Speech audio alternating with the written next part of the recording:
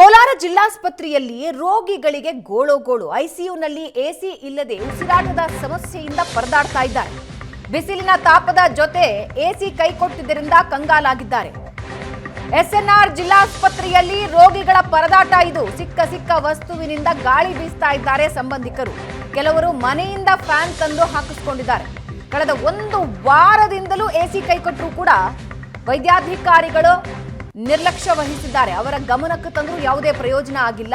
ಆಸ್ಪತ್ರೆ ಅಧಿಕಾರಿಗಳ ವಿರುದ್ಧ ರೋಗಿಗಳ ಸಂಬಂಧಿಕರು ಆಕ್ರೋಶ ಹೊರಹಾಕಿದ್ದಾರೆ. ವಿಜುವಲ್ಸ್ ಅಲ್ಲಿ ನೀವು ನೋಡ್ತಾ ಇದ್ದೀರಾ, ಎಸಿ ವರ್ಕ್ ಆಗ್ತಿಲ್ಲ. ಐಸಿಯುನಲ್ಲಿದ್ದಾರೆ, ಎಸಿ ವರ್ಕ್ ಆಗ್ತಿಲ್ಲ. ಸ್ಪೆಷಲ್ ವಾರ್ಡ್ಗಳಿದ್ದಾರೆ, ಎಸಿ ವರ್ಕ್ ಆಗ್ತಿಲ್ಲ. ಒಂದು ಕಡೆ ಶೆಕೆ,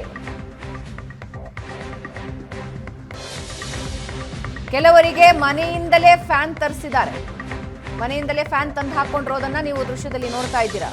ಇನ್ನು ಕೆಲವರು ಕೈಗೆ ಸಿಕ್ಕ ವಸ್ತುಗಳಿಂದ ಗಾಳಿ ಬೀಸ್ತಾ ಇದ್ದಾರೆ. ಬಗ್ಗೆ ಇನ್ನಷ್ಟು ಡೀಟೇಲ್ಸ್ ಹಂಚ್ಕೊಳ್ತಾರೆ ನಮ್ಮ ಪ್ರತಿನಿಧಿ ದೀಪಕ್. ಒಂದು ವಾರ ಆಗಿದೆ, ಒಂದು ದಿನ ಆಯ್ತು, ಅದನ್ನ ಸರಿ ಮಾಡಿಸ್ಬೇಕು, ಹಾಗಾಗಿ ಟೈಮ್ ಬೇಕು ಅಂದ್ರೆ ಅರ್ಥ ಮಾಡ್ಕೊಳ್ಳೋಣ. ಒಂದು ವಾರ ಆಗಿದೆ, ಒಂದು ವಾರದಿಂದ ರೋಗಿಗಳ ಪರಿಸ್ಥಿತಿ ಹೀಗೆ ಇದೆ. ಏನ್ ಮಾಡ್ತಾ ಇದೆ ಆಸ್ಪತ್ರೆಯ ಸಿಬ್ಬಂದಿ, ಆಸ್ಪತ್ರೆಯ ವೈದ್ಯಾಧಿಕಾರಿಗಳು ಏನ್ ಮಾಡ್ತಾ ಇದ್ದಾರೆ? ಏನ್ ಪ್ರಾಬ್ಲಮ್ ಅಂತೆ? ಭಾವನಾ, ಇಲ್ಲಿ ಏನಾದ್ರೂ ಕುಟುಂಬಸ್ಥರು ಅಥವಾ ಸಂಬಂಧಿಕರು ಏನಾದ್ರೂ ಕೇಳೋದಕ್ಕೆ ಹೋದ್ರೆ ಅವ್ರ ಮೇಲೆನೆ ಅಲ್ಲಿ ಸ್ಥಳೀಯ ಸಿಬ್ಬಂದಿಗಳೇನಿದ್ದಾರೆ ಅವರು ಒಂದ್ ರೀತಿಯಾಗಿ ದೌರ್ಜನ್ಯವನ್ನ ಮಾಡ್ತಾ ಇರ್ತಕ್ಕಂಥದ್ದು. ಕಳೆದ ಒಂದು ವಾರದಿಂದಲೂ ಕೂಡ ಈ ರೀತಿಯಾದಂತಹ ಸಮಸ್ಯೆ ಇದೆ. ಅಂದ್ರೆ ಐಸಿಯು ಅಂದ್ರೆ ತೀವ್ರ ಅವರು ಆರೋಗ್ಯದಲ್ಲಿ ಏರುಪೇರಾಗಿದೆ. ಕೊನೆ ಕ್ಷಣದಲ್ಲಿ ಕೆಲವೊಬ್ರು ಇರ್ತಾರೆ, ಅಂತ ಸಂದರ್ಭದಲ್ಲಿ ಮಾತ್ರ ಐಸಿಯುಗೆ ಶಿಫ್ಟ್ ಮಾಡಲಾಗುತ್ತೆ. ಇದು ಬಹಳಷ್ಟು ಸೂಕ್ಷ್ಮವಾದಂತಹ ವಿಚಾರ. ಯಾಕಂದ್ರೆ ಕೋಲಾರ ಎಸ್ಎನ್ಆರ್ ಆಸ್ಪತ್ರೆಯಲ್ಲಿ 15 ಬೆಡ್ಗಳಿರ್ತಕ್ಕಂತಹ ಐಸಿಯು ಕೊಠಡಿ ಇದೆ. ಅದರಲ್ಲಿ 5 ತೀವ್ರ ಒಂದ್ ರೀತಿಯಾಗಿ ಚಿಕಿತ್ಸೆ ಅನಿವಾರ್ಯ ಇದೆ. ಉಸಿರಾಟದ ಸಮಸ್ಯೆ ಇದೆ. ಇದರಲ್ಲಿ ಪ್ರಮುಖವಾಗಿ ನ್ಯೂಮೋನಿಯಾ ಆಗಿರ್ಬೋದು, ಬಿಳಿ ರಕ್ತ ಕಣದ ತೊಂದರೆ ಮತ್ತೆ ಬ್ರೈನ್ ಸ್ಟ್ರೋಕ್ ಇರ್ತಕ್ಕಂಥವ್ರು ಈಗ 5 ಜನ ಚಿಕಿತ್ಸೆಯನ್ನ ಪಡಿತಾ ಇದ್ದಾರೆ. ಇವರ ಪರಿಸ್ಥಿತಿ ಹೇಳತೀರದಾಗಿರ್ತಕ್ಕಂಥದ್ದು. ಕಳೆದ ಒಂದು ವಾರದಿಂದಲೂ ಕೂಡ ಜಿಲ್ಲಾಸ್ಪತ್ರೆಯ ಡಿಎಸ್ ಏನಿದ್ದಾರೆ ಅವ್ರಿಗೆ ಗಮನಕ್ಕೆ ತಂದ್ರೂ ಕೂಡ ಯಾವುದೇ ರೀತಿಯಾದಂತಹ ಪ್ರಯೋಜನ ಆಗಿಲ್ಲ.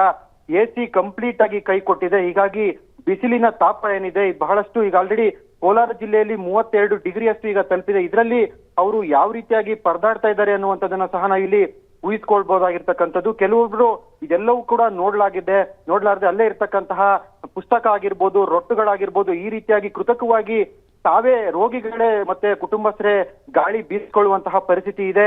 ಇದ್ರ ಜೊತೆ ಕೆಲವೊಬ್ರು ಮನೆಯಿಂದ ಫ್ಯಾನ್ ತಂದು ರೋಗಿಗಳಿಗೆ ಹಾಕಿರ್ತಕ್ಕಂಥದ್ದನ್ನ ಸಹ ನಾವು ದೃಶ್ಯದಲ್ಲಿ ಗಮನಿಸಬಹುದಾಗಿದೆ. ಇಷ್ಟೆಲ್ಲಾ ಸಮಸ್ಯೆ ಇದ್ರೂ ಸಹ ಸಂಬಂಧಪಟ್ಟಂತಹ ಅಲ್ಲಿನ ಡಿಎಸ್ ಏನ್ ಮಾಡ್ತಾ ಇದ್ದಾರೆ ಅನ್ನುವಂಥದ್ದು. ಯಾಕಂದ್ರೆ ಜಿಲ್ಲಾಸ್ಪತ್ರೆಯಲ್ಲಿ ಇದು ಬಹಳಷ್ಟು ಈ ರೀತಿಯಾದಂತಹ ಘಟನೆಗಳು ನಡೀತಾ ಇದೆ. ಇದು ಐಸಿಯುನಲ್ಲಿ ಮೊದಲನೇ ಘಟನೆ ಆದ್ರೆ ಬೇರೆ ರೀತಿಯಾದಂತಹ ಅವ್ಯವಸ್ಥೆಯಲ್ಲಿ ಹೆಚ್ಚಾಗಿ ಕಂಡು ಬರ್ತಾ ಇದೆ. ಈಗ ಯಾರ ಮೇಲೆ ಕ್ರಮ ಆಗುತ್ತೆ ಅನ್ನುವಂಥದ್ದು. ಯಾಕಂದ್ರೆ ಚೂರು ಹೆಚ್ಚು ಕಡಿಮೆ ಆದ್ರೂ ಕೂಡ ಪ್ರಾಣ ಹೋಗ್ತಕ್ಕಂತಹ ಪರಿಸ್ಥಿತಿಯಲ್ಲಿ ಕ್ರಮ ಒತ್ತಟ್ಟಿಗಿರ್ಲಿ ದೀಪಕ್. ಇವಾಗ ಪರಿಸ್ಥಿತಿ ಸರಿ ಹೋಗಬೇಕಲ್ಲ, ಎಸಿ ಬರ್ಬೇಕು, ವ್ಯವಸ್ಥೆ ಆಗಬೇಕು, ಕ್ರಮ ನೆಕ್ಸ್ಟ್ ನೋಡೋಣ. ಇವಾಗ ವ್ಯವಸ್ಥೆ ಸರಿ ಹೋಗೋದಾದ್ರೂ ಹೇಗೆ? ಸರಿ ಮಾಡಿಸ್ತಾರಂತ ಇಲ್ವಂತ ಏನ್ ಹೇಳ್ತಿದಾರ ಅವರು? ನಾವು ಅಲ್ಲಿನ ಸ್ಥಳೀಯ ಸಿಬ್ಬಂದಿಗಳು ಕೇಳಿದ್ರೆ ಸರಿ ಮಾಡ್ತೀವಿ ಅಂತ ಹೇಳ್ತಾ ಇದ್ದಾರೆ. ಬಟ್ ಅಲ್ಲಿ ನಾವು ಹೋಗಿ ನೋಡಿದಂತ ಸಂದರ್ಭದಲ್ಲಿ ಎಲ್ಲೂ ಕೂಡ ಕಿಟಕಿಗಳು ಸಹ ಇಲ್ಲ. ಅಲ್ಲಿ ಓಪನ್ ಮಾಡೋದಕ್ಕೆ ಅಲ್ಲಿನ ಸಿಬ್ಬಂದಿಗಳು ಕೊನೆ ಪಕ್ಷ ಅದಾದ್ರೂ ವ್ಯವಸ್ಥೆ ಮಾಡಿದಾರ ಅಥವಾ ಸ್ಥಳೀಯವಾಗಿ ಏನಾದ್ರೂ ಫ್ಯಾನ್ ಗಳನ್ನ ತಂದಾಕಿದಾರ? ಯಾಕೆ ತಂದಾಕಿಲ್ಲ ಅಂತ ಕೇಳಿದ್ರೆ, ಸರ್ ನಮ್ಗೆ ಯಾರು ಕೂಡ ಸೂಚನೆಯನ್ನ ಕೊಟ್ಟಿಲ್ಲ, ಸರಿ ಮಾಡ್ತೀವಿ ಅನ್ನುವಂಥದ್ದನ್ನ ಹೇಳ್ತಾ ಇದ್ದಾರೆ.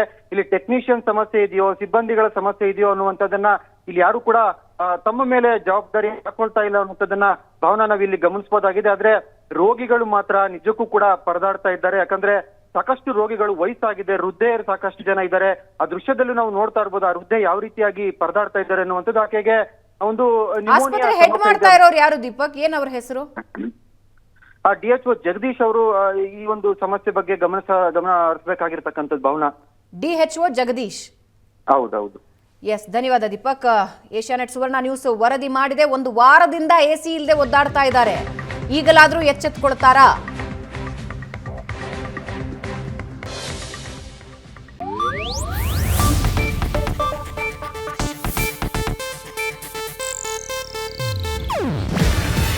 ಇದು ಏಷ್ಯಾನೆಟ್ ನ್ಯೂಸ್ ನೆಟ್ವರ್ಕ್ ಪ್ರಸ್ತುತಿ.